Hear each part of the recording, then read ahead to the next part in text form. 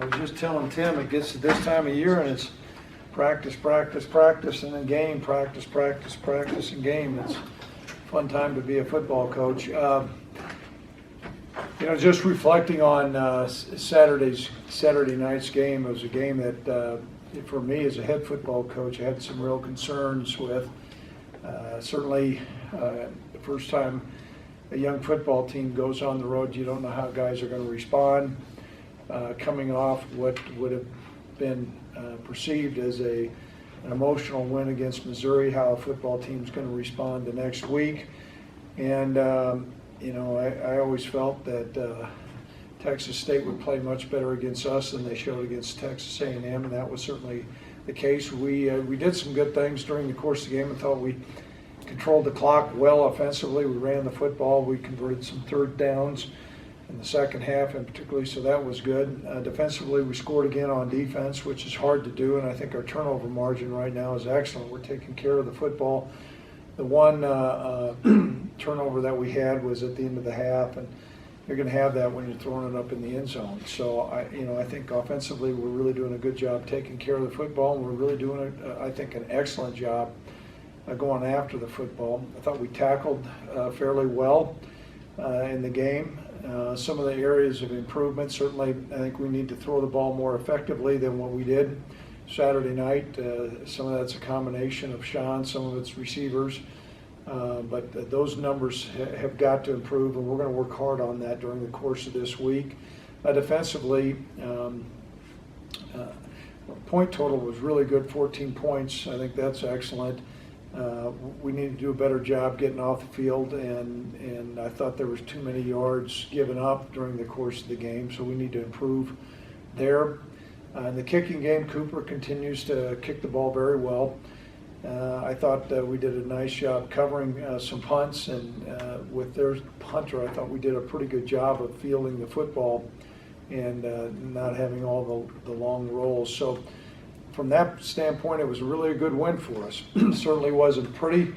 I thought it was disappointing that we got behind at the beginning, but I thought our players really did a nice job adapting. And I thought our coaches really did a great job adjusting during the course of the game. Some of the runs that we began to wear them down with were some of the adjustments. And then also I think the biggest thing was some of the pass rush lanes in the second half. I thought we did a much better job pressuring the quarterback with a four-man rush. So that was good. In reference to this week's game, Idaho, we're excited about playing at home. It's also going to be a game where we're going to be honoring the Black 14, so we're excited about that as well.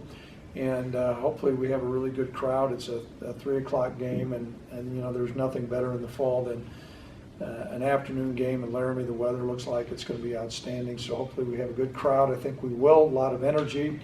Idaho's a team that, they got off to a rough start against Penn State. I think Penn State's an excellent football team. They did rebound last week.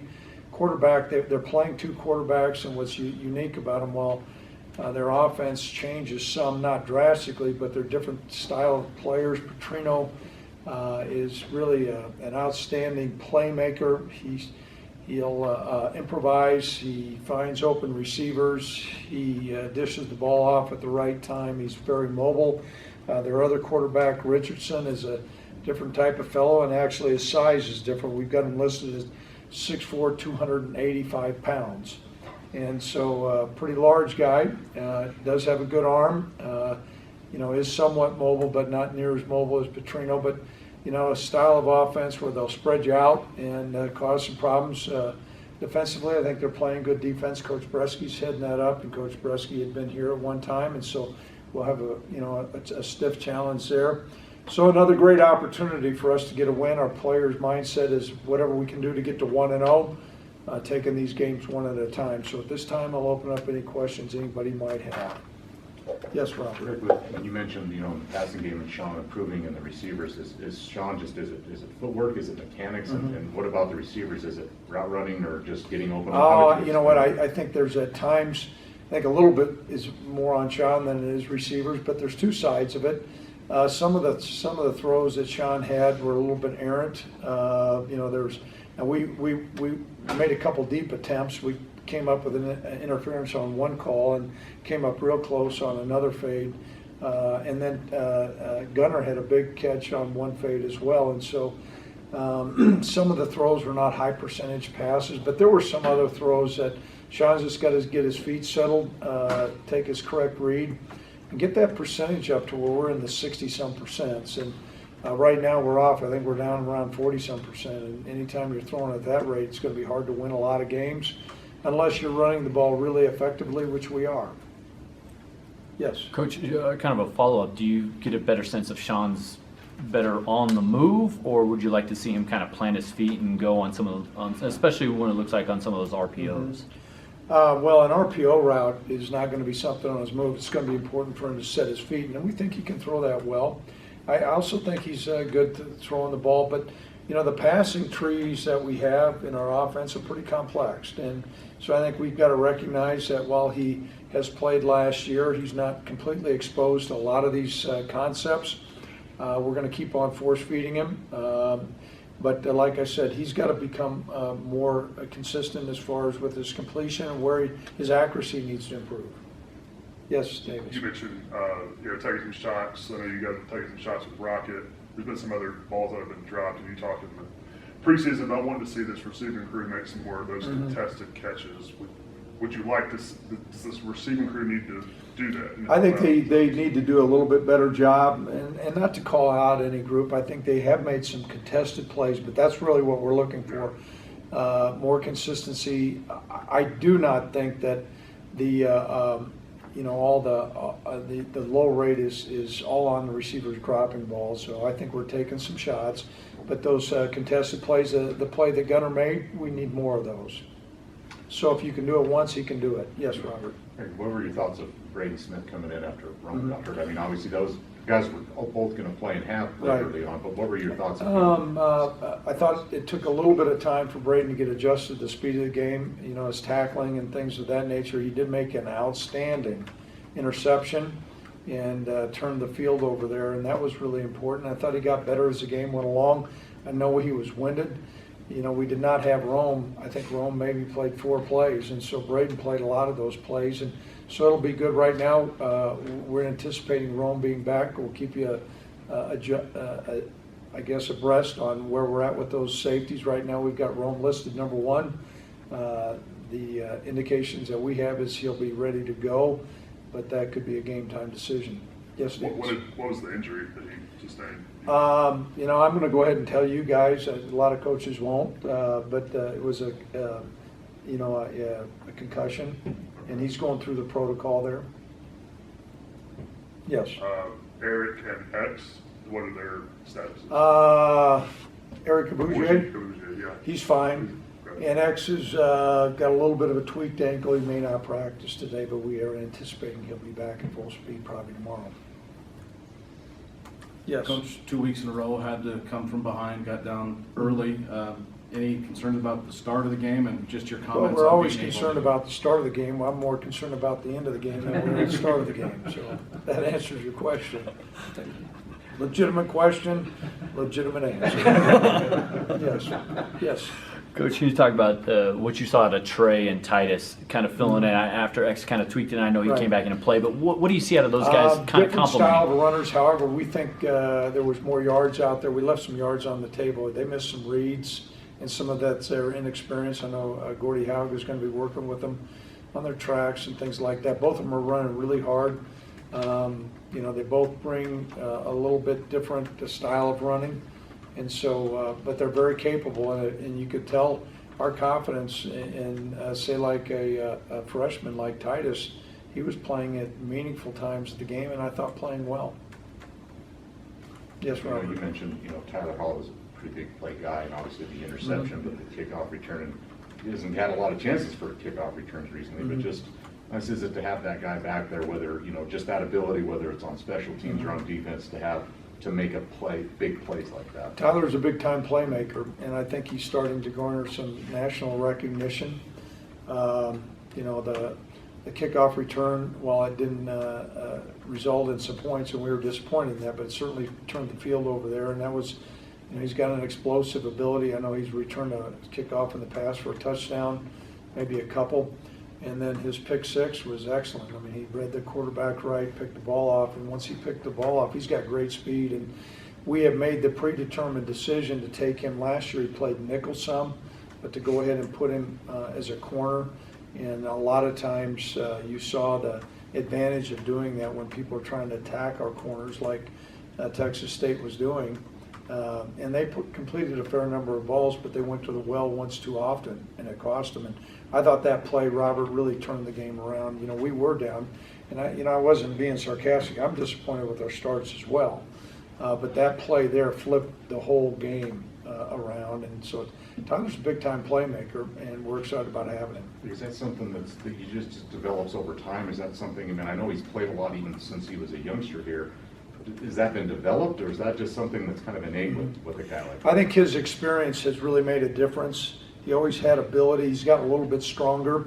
He's always been explosive, but you know, the interception that he made, he played that one out just perfectly, and that's confidence. And there was a couple other plays that, through experience, you understand. Okay, is this guy really going deep on me, or can I you know, take this route and compress it a little bit more? He's taken to coaching. Coach Richardson's done a great job with him, and he's been a big-time player for us, and we're leveraging that. Going back to Braden Smith, you know, I know before he got the interception, there was a play or two before where he had a chance at another interception. What did he show you, you know, by maybe just kind of shaking that off and actually going and making that play? I think a lot of it is his confidence, that he's staying in the fight, staying in the fray, and if he doesn't make a play, he doesn't get down on himself. And there were a couple of plays that we wished he could have made as far as tackles and things of that nature, but to come up with the interception like he did was an outstanding play. I mean, it was a big-time interception, and once again, he turned the field over on that play. I think we got points out of that one. Yes. Coach, you talked about your pass rush. Did you guys change much going into this last game, or was it just better effort? I mean, we changed. I cut you off there, but we did change some things at halftime. You know, everybody's going to have the game's going to begin to start to unfold. We went in with a certain game plan, and then you adjust. Now, hopefully, we're not radically adjusting. We didn't, but you know, with some of their protections, we dialed up some of the rushes that we felt like were going to be advantageous against how they were protecting in certain situations. And so I thought our guys, you know, got a little bit of an ebb and flow. Okay, how's this offensive tackle setting? How's the center setting? Where are the lanes going to be, and what are they trying to do? And that pass rush, I think we sacked them 5 times, and there were a lot of hurries. And I thought that had a big impact in the ball game. Also thought that A.J. Cooper had done a great job. They were tempoing us and running at a quick pace, but we were able to get guys on and off the field in timely manners and have fresh guys in. And that's more easily said than done. I think Coop has done a great job of having a pulse on when we can get new fresh guys in there, and fresh pass rushers do make a difference. Yes. What are your thoughts on these young defensive tackles? We didn't know a lot about them coming into the year, and after 2 games, it seems like they've really held their own and started to really come on, especially in the second half. Yeah, they have, and you know, losing Ravante was our top defensive lineman coming in, all the defensive linemen, and so we're well pleased. I think we're still a little bit thin, but the guys have shown up. Mario's done, I think, an excellent job stepping in as a starter, and Javari's done a good job pressing the pocket, and we're playing Cole, and you know, it's just kind of a whole host of guys, and it's been a little bit by committee, but we're getting good play and good push by those guys. Yes. Beyond the lack of pass rush sometimes, is there anything on film that you're seeing on the back end where there are breakdowns occurring, where you're giving up all these passing? Yeah, there were some yardage, that there were some zones that we were in that I think we need to be more disciplined with our eyes. There were a couple plays that occurred that some of it was, you know, the pass rush wasn't there, and that begins to skew and put some more pressure on the back end. We've got to be more disciplined there, and that's what I would attribute those things to. And I also thought their quarterback did a nice job, though. You know, he had spent a lot of time with Coach Stitt before when he was at Montana, so they had an ebb and flow.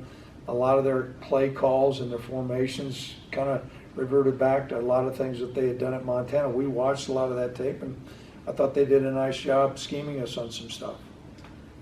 As of now, do you still anticipate not having Antonio this week? Right now we do not have Antonio.